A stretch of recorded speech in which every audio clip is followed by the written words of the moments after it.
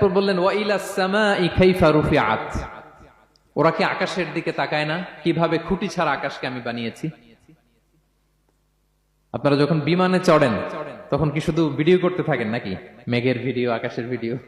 তখন তাকাবেন আকাশের দিকে, সুবহানাল্লাহ, কিভাবে আল্লাহ আকাশকে তৈরি করেছেন। ওয়ালাকাদ যায়্যানা সামা আদ-দুনিয়া বিজিনাতিল কাওয়াকিব, আল্লাহ বলেন এই প্রথম আকাশটাকে আমি তারা দিয়ে সুশোভিত করেছি, বিশাল বিশাল তারা। এই যে আমরা সূর্য দেখি, এটা একটা তারা, পৃথিবীর চেয়ে 13 লক্ষ গুণ বড় এই সূর্য। কত গুণ বড় বলে ফেললাম হুট করে মুখ দিয়ে, কিন্তু কল্পনা করতে পারতেছি।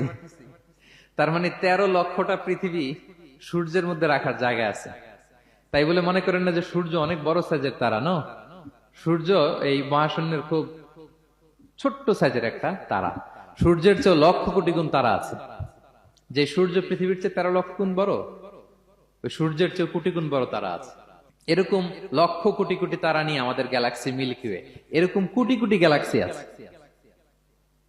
সুবহানাল্লাহ, কোটি কোটি গ্যালাক্সি নিয়ে আমাদের এই প্রথম আকাশের মহাশূন্য। তার মানে পুরো প্রথম আকাশটাকে যদি একটা মানচিত্র দেয়া হয়, ওইখানে মাইক্রোস্কোপ দিয়ে পৃথিবীকে খুঁজে পাওয়া যাবে না।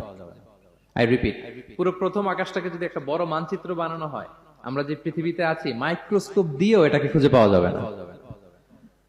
এই বিশাল প্রথম আকাশের মহাশূন্য যখন শেষ, এরপরে হচ্ছে প্রথম আকাশের লেয়ার, তারপরে হচ্ছে দ্বিতীয় আকাশের মহাশূন্য, তারপরে দ্বিতীয় আকাশের লেয়ার। বিষ্ণু ইসলাম বলেন দ্বিতীয় আকাশের তুলনায় প্রথম আকাশটা কত ছোট শোনো। সাহারা মরুভূমির মধ্যে যদি তোমার হাতের আংটি ছুঁড়ে ফেলে দাও, পুরো মরুভূমির তুলনায় তোমার হাতের আংটি যত ছোট, আল্লাহর দ্বিতীয় আসমানের তুলনায় প্রথম আসমানটা ঠিক তত ছোট। আবার তৃতীয় আসমানের তুলনায় দ্বিতীয় আসমানটা ঠিক ওই